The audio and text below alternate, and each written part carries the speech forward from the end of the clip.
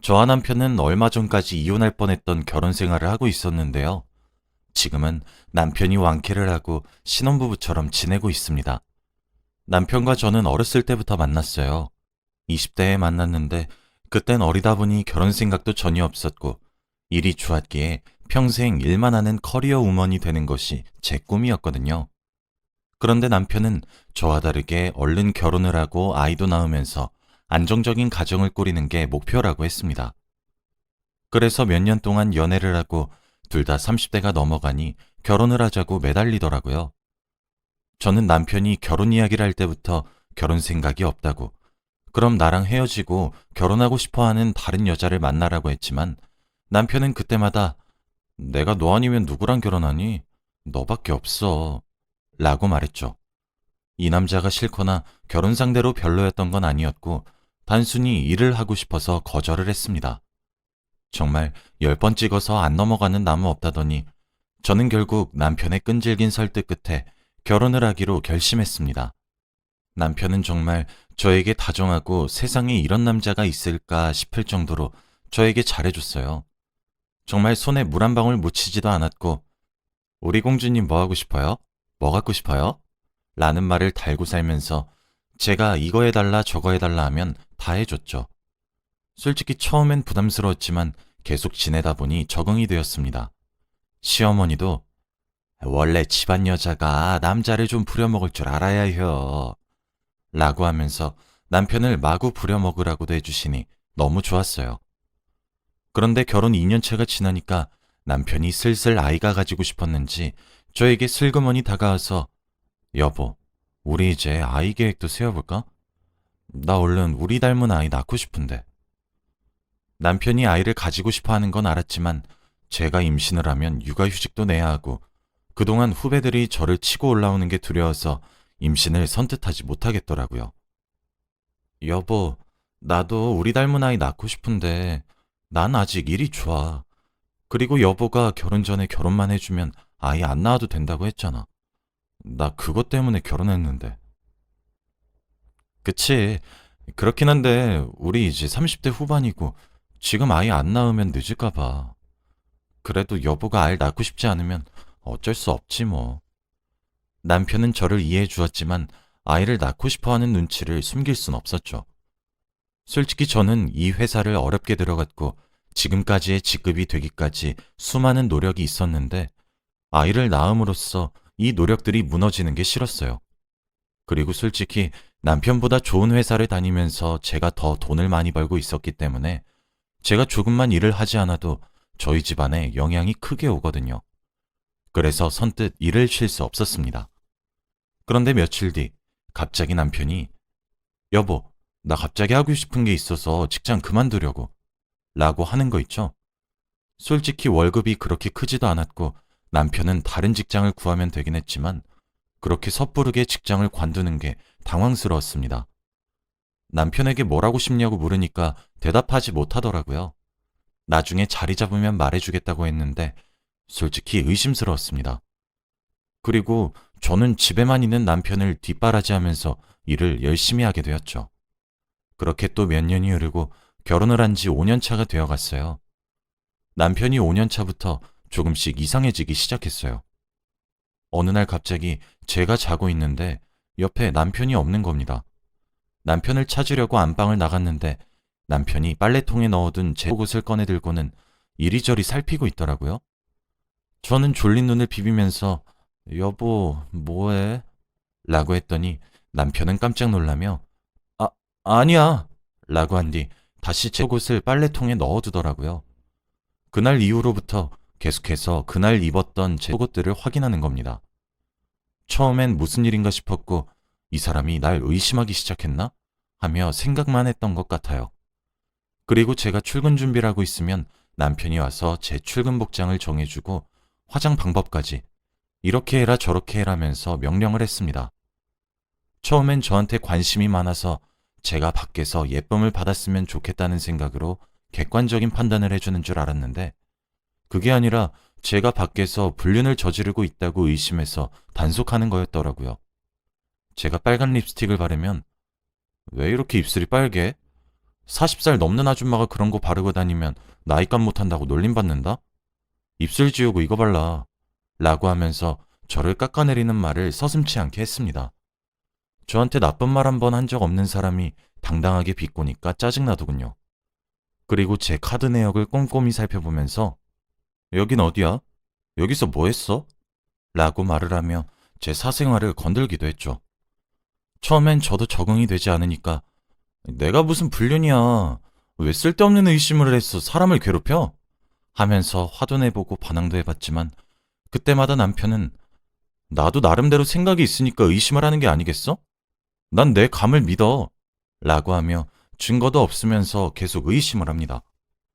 원래 남편을 만나기 전까지는 노는 것도 좋아하고 친구들을 만나서 여행을 가는 것도 즐겼는데 남편의 의심이 심해질수록 당연히 동창 모임이나 직장 회식은 꿈도 꿀 수 없어요. 그러다 보니까 회사에서는 눈칫밥을 먹이면서 수영 씨는 왜 계속 회식 자리를 뺄까? 회식도 사회생활의 연장선인데 라곤 합니다. 제가 더 이상 일상생활이 불가능하다 보니까 남편에게 믿음을 주자 싶어서 저녁에는 집에만 있고 주말에는 늘 남편에게 붙어 있었거든요. 그런데 오히려 남편은 그게 더 이상하다며 낮에는 뭐 하는데? 라고 하면서 저에 대한 의심은 날이 갈수록 심해졌고 숨통이 조여오는 느낌이 들었죠. 그리고 어느 날은 정말 이혼까지 생각했던 날이 있었습니다. 바로 남편이 저 몰래 저희 집안에 CCTV를 설치한 것이었는데요. 사실 처음에 바로 알진 못했어요. 저희 집 가구 옆에 안 보이도록 설치를 해놔서 제가 한동안은 몰랐는데 제가 청소를 하다가 CCTV를 발견해버린 겁니다. 원래 청소는 남편 담당이라 남편이 항상 해왔는데 주말에 집에서 할 것도 없고 심심해서 청소를 했더니 그걸 발견해버렸어요. 솔직히 그때 그걸 보고 이 남자가 드디어 제정신이 아니구나 싶었네요. 도대체 얼마나 저를 의심하길래 그러는지 어디서부터 잘못된 건지 알고 싶었습니다. 안방에 있는 남편을 불러서 이게 뭐냐고 당장 설명하라고 했어요. 그런데 남편은 CCTV를 설치한 것이 잘못된 것이라고는 모르는 건지 아니, 왜 갑자기 청소를 해서 나를 이상한 사람으로 몰아가? 남편이 아내가 뭐하고 사는지 알 권리가 있는 거 아니야? 그리고 당신 평일에 내가 잠깐 나가는 사이에 뭐하고 있을지 어떻게 알아?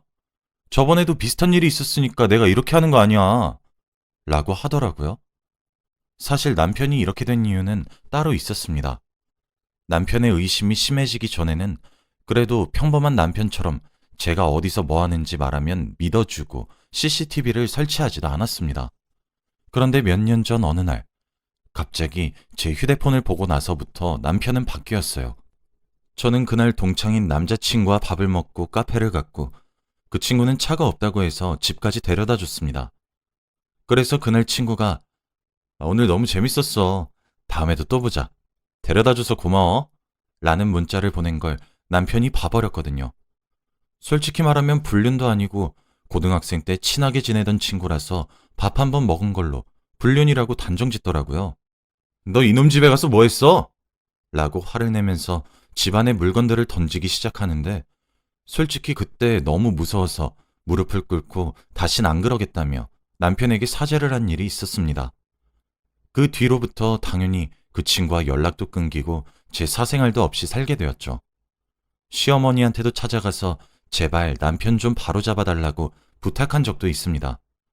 시어머니는 항상 저한테 남자는 좀 부려먹어도 된다고 말씀하셨기에 당연히 제 편을 들어주실 줄 알았지만 팔은 역시 안으로 굽는 건지 막상 이런 일을 마주하니까 제 편은 하나도 들어주시지 않더군요.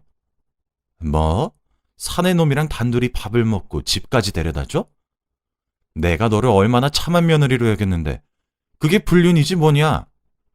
시어머니는 자기 아들이라고 남편 편을 들기 시작했고 저는 졸지에 집안에서 불륜녀로 낙인 찍혔어요. 저는 그날부터 생긴 습관이 있는데 바로 카톡 내용과 대화 문자 내용들을 지우는 거예요. 남편이 의심을 하는 걸 만들지 말자 싶어서 여자들끼리 대화한 내용도 지우고 남자 직원과 공적인 대화를 한 것도 다 지웁니다. 그런데 어느 날 갑자기 저한테 한 문자가 오더라고요. 바로 흔한 피싱 문자였어요. 그런데 남편은 그걸 보자마자 저한테 이런 문자가 오는 이유가 있다고 하면서 밖에서 뭘 하고 다니길래? 라고 말을 하기 시작했습니다. 그러면서 진짜 평일 낮에 회사 다니고 있는 거 맞냐면서 그날부터 낮에 일을 하고 있는 저에게 영상통화가 오더라고요. 솔직히 직장 생활하면서 영상통화를 걸면 어떻게 받습니까? 그래서 처음 몇 번은 당연히 거절을 했더니 왜 안 받냐며 진짜 그런 일 하는 거냐며 화를 내기 시작하길래 상사 눈치를 조심스럽게 보고 회사 근무 환경 영상으로 보여주면서 일하고 있다는 사실을 증명했습니다. 솔직히 그렇게 하니까 상사 눈치도 많이 보게 되고 지금 저 혼자 돈을 벌고 있는데 회사에서 잘리면 돈은 누가 버나요? 그래서 남편에게 이건 아닌 것 같다고 눈치가 너무 보인다고 그만하자고 했더니 남편은 나도 피곤하고 힘들어. 네가 좀 잘하면 내가 이러겠어? 내가 이렇게라도 안 하면 네가 무슨 짓을 할지 어떻게 알아? 라고 하더군요. 솔직히 제 말을 믿어주지도 않고 구체적인 증거도 없으면서 왜 저의 불륜을 확신하나 싶어서 이혼을 결심했습니다. 그런데 제가 결혼한 지 몇 년이 되어도 남편이랑 이혼을 못하는 데에는 다른 이유가 있었습니다. 바로 남편이 이혼 이야기만 하면 싹싹 빌거든요. 여보, 내가 잘못했어. 내가 선을 너무 넘었나 봐. 다신 안 그럴게. 딱 한 번만 봐주라. 라고 하며 두 손을 싹싹 빌면서 눈에 눈물이 맺혀 있는데 어떻게 그 눈을 보고 매몰차게 이혼을 하자고 할 수 있나요? 그리고 제가 알겠다고 다시는 그러지 말라고 하면 며칠은 안 그러다가 다시 슬금슬금 의심이 시작되곤 합니다. 그리고 이런 일이 몇 번씩이나 반복되니까 저도 너무 지쳤었고 남편의 의심이 지겨워지더라고요. 그래서 주위 친구들에게 제 고민을 다 이야기해보니 다들 의처증이라는 병을 말해주었습니다. 저는 그런 병은 처음 들어봤는데 원래 이 나이 남자들한테서 많이 나타나는 증상이라고 하더라고요. 그래서 당장 병원에 가서 상담을 받아보라고 권유를 하길래 저는 남편에게 우리 병원 가서 상담 받아보는 거 어때? 라고 조심스레 말하니 남편은 버럭 화를 내며 내가 정신병자야? 그래서 내가 정신병자 진단받고 이혼한 뒤에 다른 남자랑 만나려고 그러는 거지? 라고 말을 하며 절대 치료를 받을 생각이 없어 보였어요. 제가 남편에게 절대 당신을 떠나지 않을 거고 내 생의 남편은 당신뿐이라고 말을 해도 전혀 듣지 않길래 화를 내면서 상담 안 받으면 이혼 소송한다 라고 말을 했더니 깨갱하고 병원 가자고 하더라고요. 솔직히 남편과 이혼을 하고 싶은 마음은 굴뚝 같았는데 의처증이라는 병일 수도 있단 말을 들으니까 왠지 모르게 심란해지는 거 있죠. 그리고 주위 지인 중에서 의처증 아내를 둔 남자가 있는데 남편의 태도로 인해서 의처증이 빨리 나을지 말지 결정이 된다고 하더라고요. 긴 남편의 상담이 끝나고 의사 선생님과 단둘이서 이야기를 나누었어요. 그런데 의사 선생님은 남편분은 아내와 다른 남자가 짜고 자신을 정신병원에 가두고 난 뒤 둘이서 행복하게 사려고 그런 거라고 생각하고 있어요. 굉장히 심한 의처증입니다. 왜 이제서야 오셨어요? 남편은 몇 년 동안 지속된 의처증 환자가 확실했고 그렇게 된 이유를 듣고 나서 정말 충격적이었죠.